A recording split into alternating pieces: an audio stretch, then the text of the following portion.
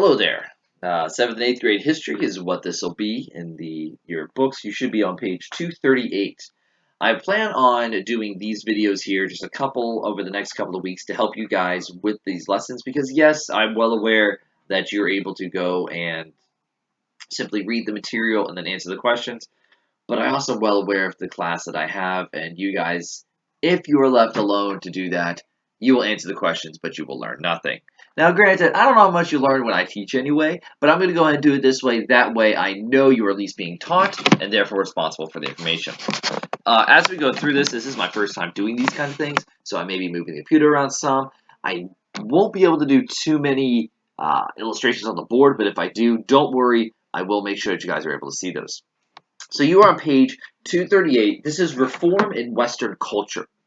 What this chapter deals with is how did the culture of the Western world, meaning specifically Europe and the United States, how did that change during the mid 1800s to the early 1900s, and what did those changes then lead, and how did they lead to World War I? Chapter 17, which is what we're all trying to get through, which is a big reason why I'm doing these videos, is to make sure we're able to get through the lesson there.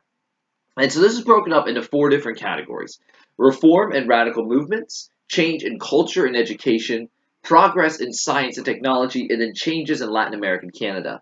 Once again, we're going to kind of do a preview of some of these things. I will spend more time on individual parts of this chapter. The last section, the Latin America and Canada, again, not that it's not important to world history, it's just not essential to getting to chapter 17.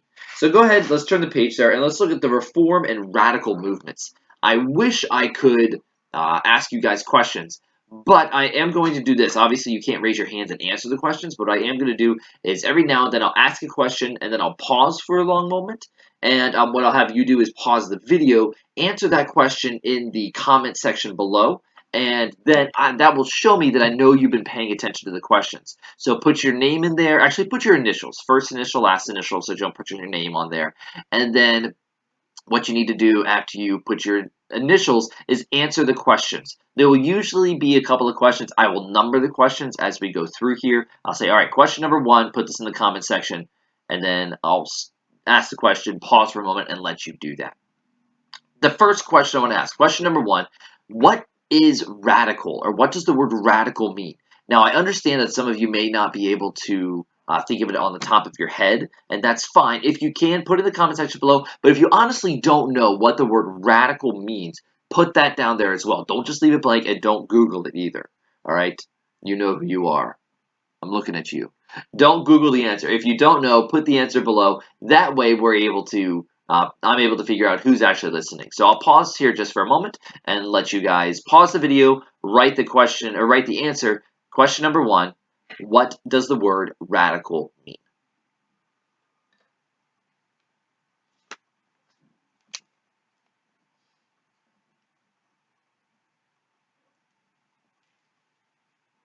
All right. So you've unpaused the video, hopefully answered the question there. And as I will go through the different things here and dealing with the different lessons, I may pause the video. You'll see me like jump from like here to here real quick, or here to here, because I have to pause it because different things are happening, and I won't be able to just sit here and record the entire 50-minute video at the same time. That would be awesome, but I'll probably get interrupted as things go on there. You should be on page 240. What we're looking at here, as I mentioned, are the reforms. So radical and movements that went throughout this time period that really show the changing of the human mind and the thinking at this point. For hundreds, even thousands of years before this, there was a big push and a big idea, just an understanding among most people, both the nobility and the common man, that if you were nobility, you were special. If you're a common man, that's where you were, and there was not much changing between there. You could drop from nobility to a commoner if you got on somebody's bad side, but you couldn't really work your way up to nobility very easily. It wasn't until the Enlightenment came through and the growing of the middle class and a whole bunch of different things working together that we don't have time to get into, created this potential for this happening. So you have also the Industrial Revolution that really led to this part here. And what it led to was an idea and a term that you're probably familiar with but may not know what it means, is socialism. Socialism has many different understandings. There's three big ones the book talks about, and one main one that leads to something pretty drastic that still affects our world today. And it's basically an economic term. It really means where the government controls the supply. They own the businesses that's there, as opposed to economics. Philosophically, it deals with where it emphasizes the welfare or the benefit of a group. There are a lot of different types of little parts of socialism that you can have there where it helps a large group of people and different things there. But the overarching theme that we're looking at is actually socialism as an economic situation. And it was a reaction to capitalism. Now, what had been happening in the world, and that's why I'm here, I've got the board, is you would have in the world several different businesses that would be there. Each business would do something, and those businesses would grow in strength and in money. And the way it worked was that whoever owned the business, they would get lots of money. That is capitalism. Capitalism is the idea and the understanding that you own the money that you earned. And that seems to make sense. As most of you would agree with that right off the bat. Well, yeah, of course. If I mow a lawn, if I babysit, if I clean someone's house, then the money that gets paid should go to me, is what they look at there. And that's capitalism. A very basic definition and understanding of capitalism. Well, what capitalism had started happening was you had a couple of entrepreneurs and different people there that started taking advantage of the system.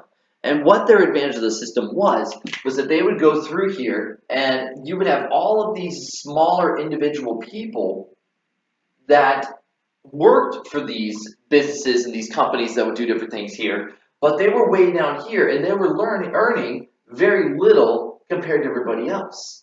And it looked, the way they saw it, the way the socialists saw it, and even see it some today, was that's unfair. That a few people should contain most of the wealth, that they should have it there. And we're going to look at how that affected thinking and mindsets in a few minutes here. But there are three different types of socialism I want to look at, point out. The third one is the one we're going to spend the most time on. First of all, there is utopian socialism. And utopia is the idea of that if we all just work together and if it happens, that we can create a perfect society. Well, what's creating, therefore, if we have good education, if we have a good labor force that is working together, if everything, the improvements are going through, the more we improve, the better society we'll get, the better we'll be better off there, and so it'll all work out great. The problem is, it forgets to take into effect and into the mindset that mankind has fallen. That no matter how much we work together, there's still going to be a difficulty there because of sin. The second one that I want to look at is something called Christian socialism, which seems to have, again, good basis at the beginning.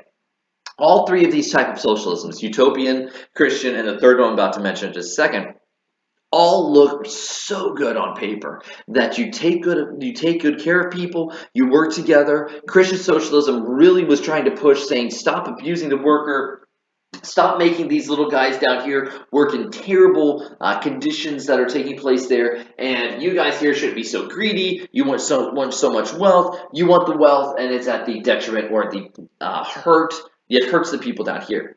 Christian socialists are going through, no, don't do that. That we need to work together. Well, the problem with Christian socialism, again, is that it tends to ignore and people tend to forget about the sin aspect. That no matter how much we work together, unless, even as Christians, we're still going to have difficulties there. And in an unsaved world, you're most definitely going to have problems with things that take place. The third one that we're going to look at is the type of socialism that is called Marxist socialism. It was really popularized by a man named Karl Marx. He had been going through and wanting radical reform, like crazy reforms of what was going on here, because he saw the world as two different groups. There was this group up here. They were called, as a fancy French word, the bourgeoisie. The bourgeoisie. These were the capitalists. These were the rich people wanting to steal the money. Think French Revolution, the nobles, they would have been the bourgeoisie. Well, then you have the individuals down here, the workers, the laborers. They are called the proletariat.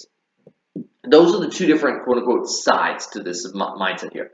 You have the working class, the laborers, the proletariat. They are against the bourgeoisie.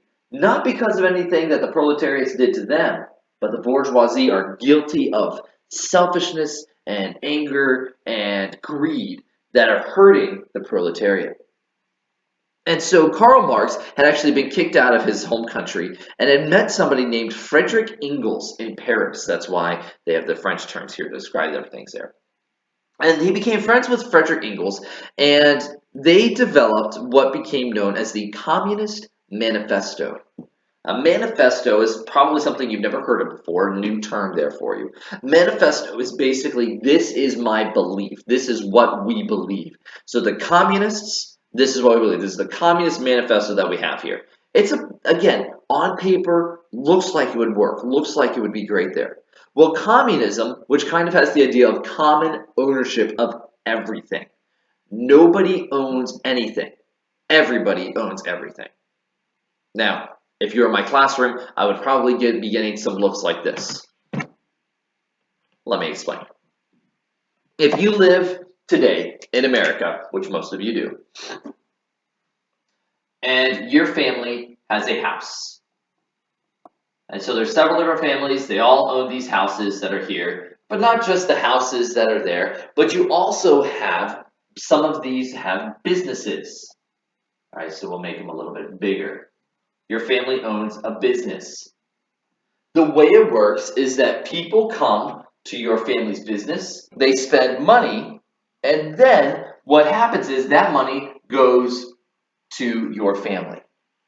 Well, in communism, the belief is this, that instead of you owning the business, the government owns the business. Therefore, the money that comes in from people spending it goes to the government, and then the government allots the money this way. Now, if you see here what's going on is an idea of socialism, where money was spent at this individual business, but these three families get the money from it. If you look at that, that is one word that you may look at it and say, "Bill, that's not fair." And if looking at a strict sense of the definition, it's not.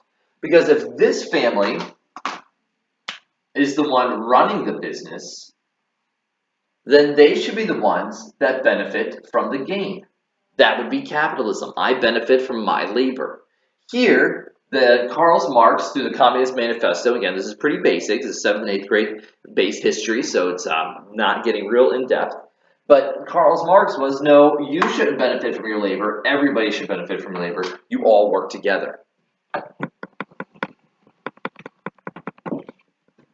Now, the reason this was so radical and so different was because Karl Marx said the only way to make this type of thing happen here, not where we are benefiting from our own labor, but where it goes to this part here.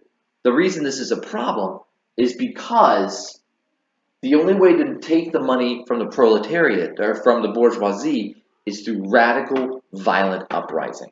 Because let's think about it. If you're the guy, if you're what they consider the bourgeoisie, you're not going to probably give up your money willingly. No, you're going to hold on to it. It's your money. You earned it. You worked for it. You worked for years and years and years to build a company, or your family has worked for generations to build a company. You don't want to just turn it all over to somebody who didn't have anything to do with it. Not only that, but one of the big problems is that people say, well, the workers should get more. Well, here's the thing. The workers, especially today, and not so much back then, a lot of laws and reforms came through to help protect the individual worker. But what was happening was individuals would agree on a pay. When you get a job, you go to your boss and you say, I will work for you. Your boss says, okay, well then I will pay you this amount of money. Do you agree or do you not agree? If you want the job, if you want the money, then you agree. So then you go through and you do that. You are working for an agreed upon amount. Any extra, any profit that comes there naturally goes to the owner of the company because they have different things they work for. They have to pay for insurance. They have to pay different types of taxes. They have to pay for the location. They have to pay for the building and supplies, all these things here. And you as a worker are not responsible for any of that, but the owner is. And so the owner gets compensated above and beyond with the extra profits. That's the way capitalism works. But that's not the way he liked it. So Karl Marx, one of the reasons him and Frederick Engels, or Engels, I've heard it both ways, got kicked out of their countries and were able to meet in France is because they were pushing for this violent, bloody revolt, similar to the French Revolution back in the early 1800s, not even 50, 60 years before this. And so not long before this, they had the French Revolution. That was still in the minds of some people. They had been there. They had lived through this.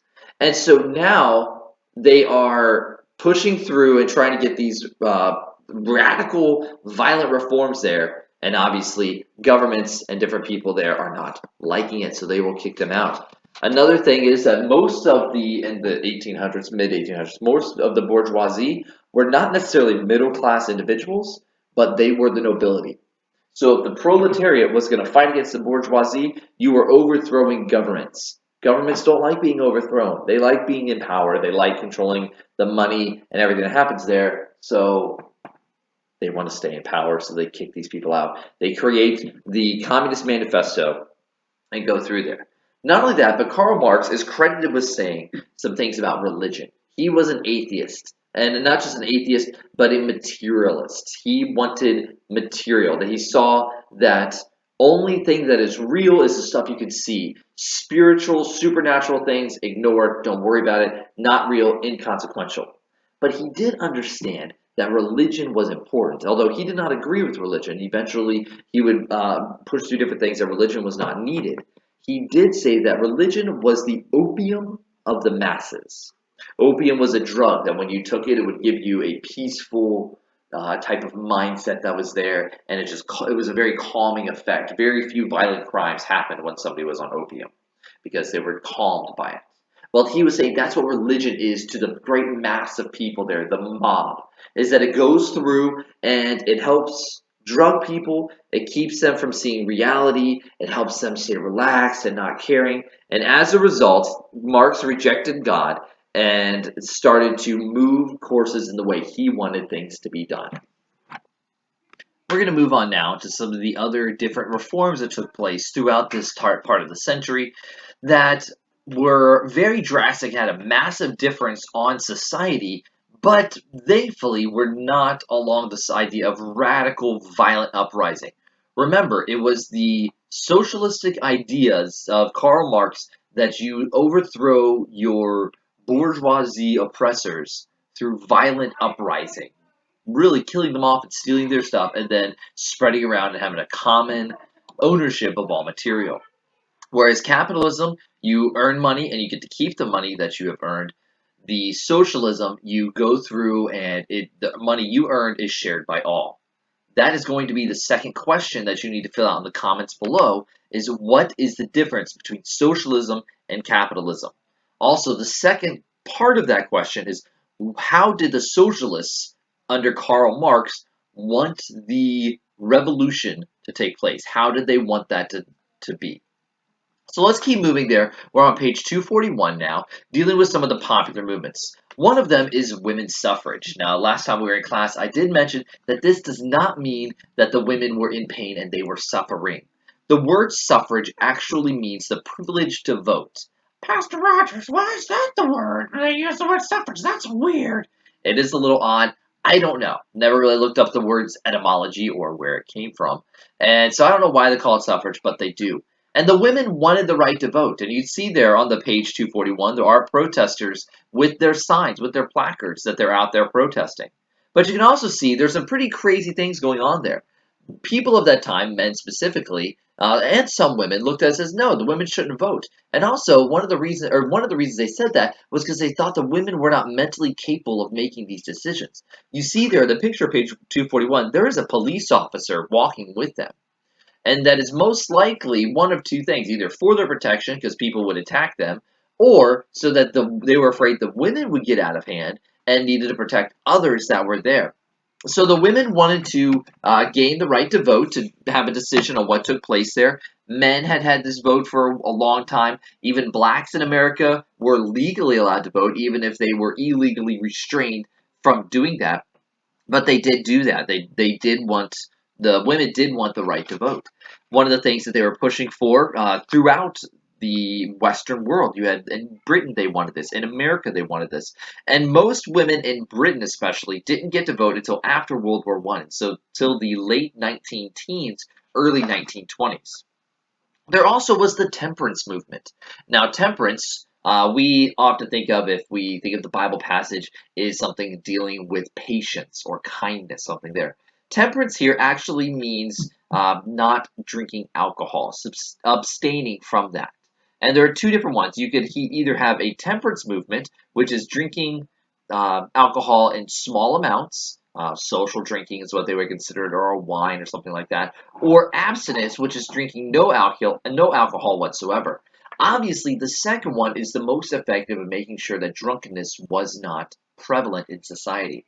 And this is part of the cultural and spiritual mindsets of the people of that time that they had there. Even though they were secular governments and secular societies, there was still an understanding of public drunkenness, and drunkenness as a whole is very detrimental, and they did not like that. And so both Britain and America had these different here, and they would often go through and again stage protests and lobbyings trying to pass laws that would take place through here. They would also they were going to kind of go through and pass by the reform in Western Europe, not because it's not important, but because I do want to get to page 244 that deal with a man named Louis Napoleon Bonaparte.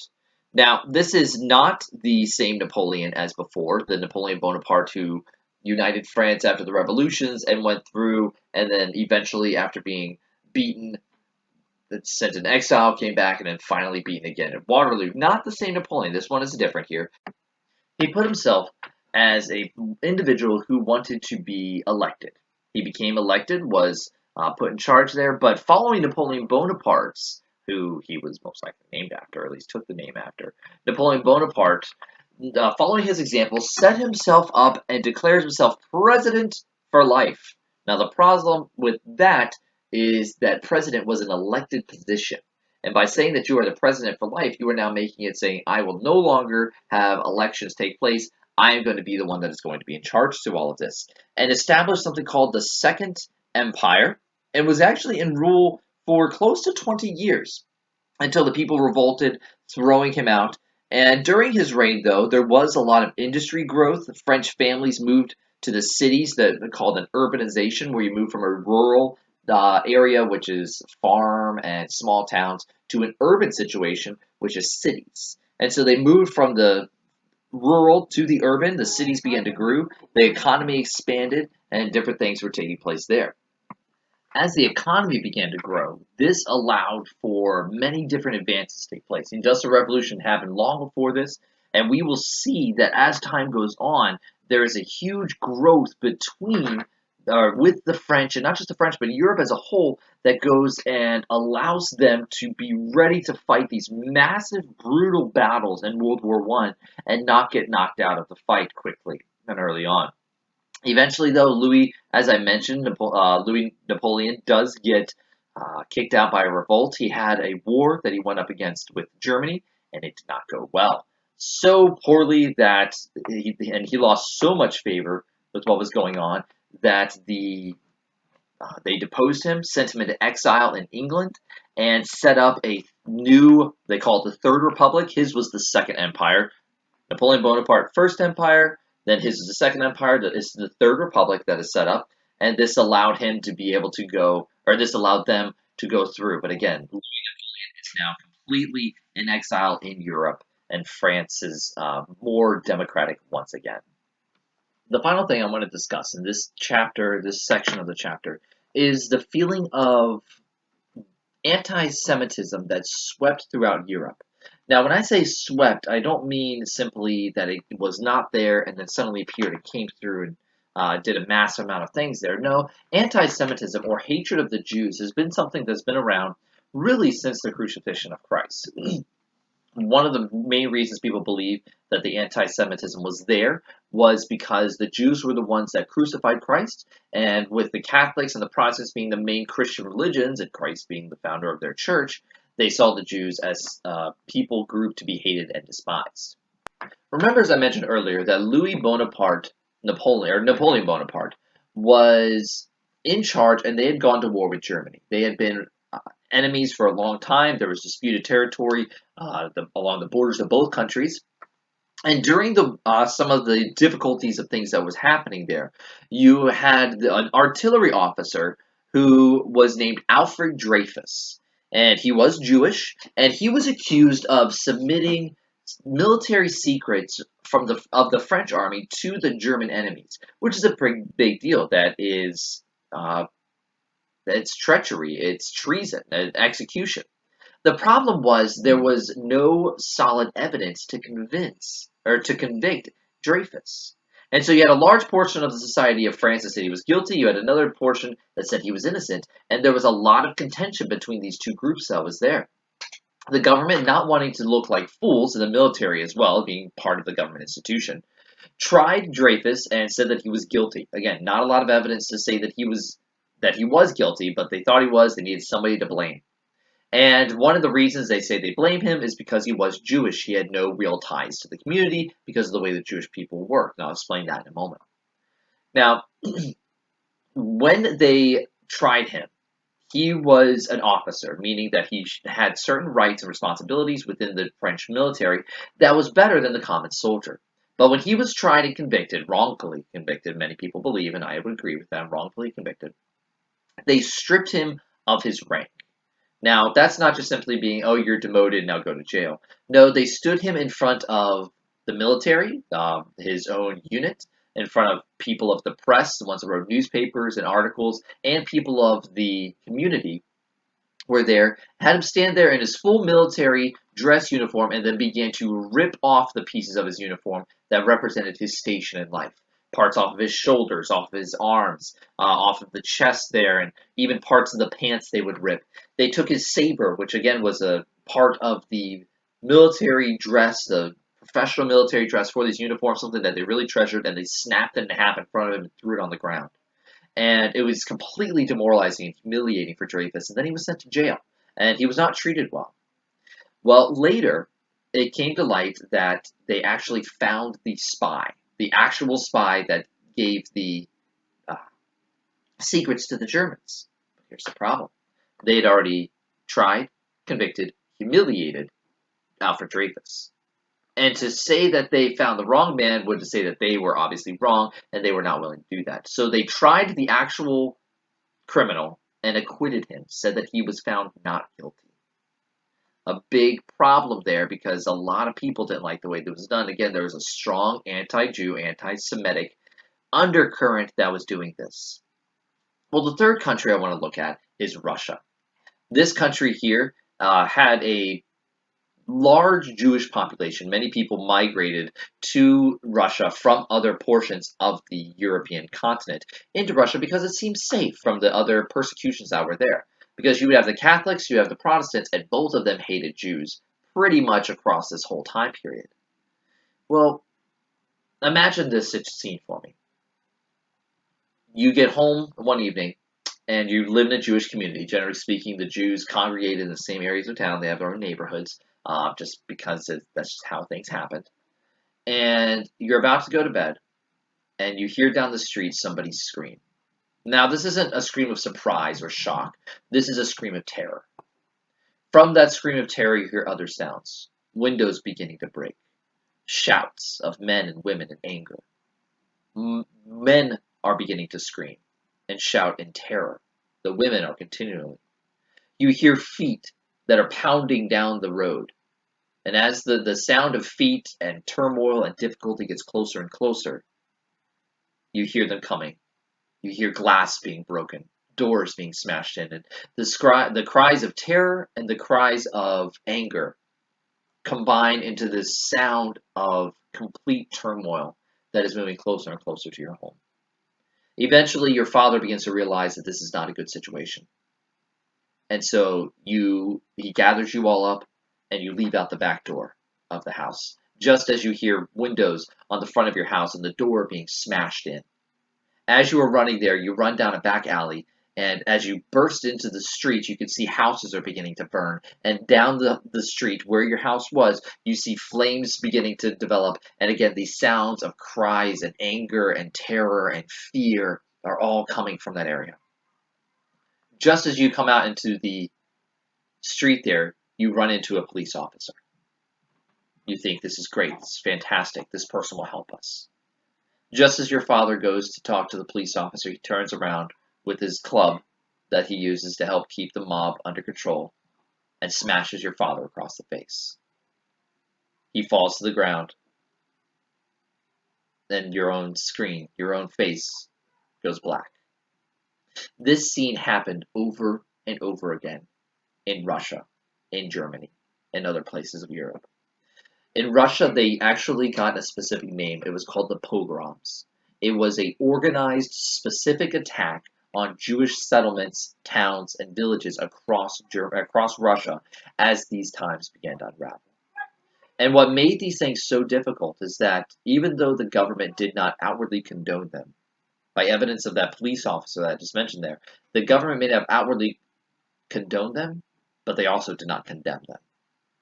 And these are things here, you have the picture there of on page 245 where Teddy Roosevelt, is actually getting after the Tsar, the king of Russia, saying, why are you letting your people slaughter these Jews? Why is this happening?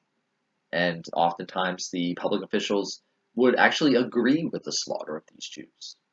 Now the question comes up, and I'm sure you have the question in mind, why did this happen? Why did so many people hate Jews?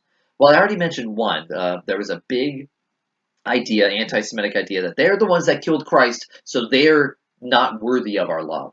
And that was one idea. Another one that I have heard is that Jews were often mistreated in countries. So you get mistreated in this country here, so you'd have to uproot your whole life, and you'd move, and you would settle in a different country. And you would be there, your family would be there for a couple of generations, but it would happen again. And so you'd uproot your life, move to another country, and then settle there for a couple of generations. More turmoil, and you go from place to place to place. And so Jews never really set down massive amounts of roots in countries because of the turmoil and the political upheaval that would always be there in the anti-Semitic situation that developed there. So they were seen as, the word is transient. They were always traveling around. They were always going through and not settling there. So they had no, as the people in their mind, the Jews had no loyalty to your country. And so they looked at it and said, well, if they're not loyal to our country, they must be loyal to the enemy's country. They're loyal to the bad guys. And that's one there. So they looked at it and says, they're not loyal to our country. They're not French. They're not German. They're not Russian. They're Jews. And the Jews did, to a certain extent, keep their own philosophies and ideas. They stayed in their own communities. They had their own rituals. They had their own customs. They had their own language. And so it didn't seem like they assimilated very much, but they did. And the people saw that, just ignored what assimilation there was. When we talk about the Dreyfus affair, this man was a military officer in the artillery.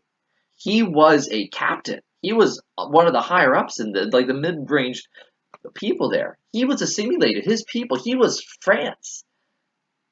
But that didn't care. That didn't matter. They saw them as Jews. They saw them as ones that were unworthy to be trusted.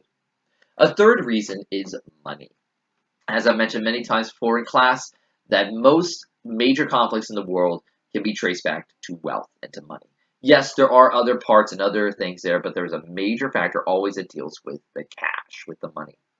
And Jews were very shrewd. They were very good at saving money and at making money. And so if you have a group of people that you already look at and say religiously we can hate them because they killed Christ, they have no loyalty to my country, and so it's okay if we get rid of them. Actually, they're probably spies for the bad guys. And they're rich, and if we kill them, we can steal that wealth. Those are three things there that combine to make the perfect situation where they're going to be abused, where they're going to be terrorized, and going to be murdered. And again, it became so prevalent in Russia that they gave it a name. The pogroms were what they called the systematic slaughter of Jews that may not have been condoned by the government, but very rarely was it ever condemned. All right, that brings us to the end of this lesson here. You should have your worksheet in front of you that talks about your assignments here. You do have the different assignments there. But for the third question that I have for you are what are the three countries that we dealt with today that had anti-Semitic problems? Now, many countries had them, but we only dealt with three. What were they? What were the three problems there? The first question that I asked was, what was the term radical mean? The second question is, what is the difference between socialism and capitalism? And how did Karl Marx and Engels want the proletariat to institute socialism? That's the second question. The third question, what are the three countries that we focused on today in the lesson that dealt with the anti-Semitic situation in Europe? All right, hope you guys have a good day. Watch this video. I know the joke is normally like and subscribe, but I do want you to at least subscribe to my channel so that you get notifications when new videos are posted. Have a good night. There are three main illustrations that I want to point out about the the people's anti-Semitism to the Jews during this time. First of all was the country of Germany. This was actually very prevalent, the hatred of the Jews in this country here, and would later lead to the ideas and the mindsets of World War One, even World War Two, as things happened there. And that's why I want to touch on it here during this, because it sets the groundwork for later situations that would come in world history. In Germany, there was a composer, Richard Wagner, who was as he would see himself, a pure-blooded German, and actually wrote an essay, a paper that was published that was very anti-Semitic, very anti-Jew against another composer during the 1850s named Felix Mendelssohn. And it just rips into him, destroying his credibility and saying he's a bad composer, that he's a bad person, all mainly because he is Jewish, is the main problem he has with them. There also was a Lutheran group that got together. Remember, Lutheran was following the teachings of Martin Luther, the reformer down from the Catholic Church. And he also had, Martin Luther is who I mean, was somewhat anti-Semitic during these things. He did do a lot of things with help starting the Protestant Reformation, but he did have some things that he was wrong about, and this is one of them, the hatred of the Jews. And a Lutheran group that had been traced down from his leadership, different things like that, actually started a group called the Christian Social Party. And that sounds good. That sounds like it's a great name there. Hey, they're Christians. They're doing this social aspect. They want to be part of the government. But the main reason they existed was to resist the influence of Jews in German society. And then you also have a big situation that happened called the Dreyfus Affair. The Dreyfus Affair was a situation in France, which is the second country we're going to focus on.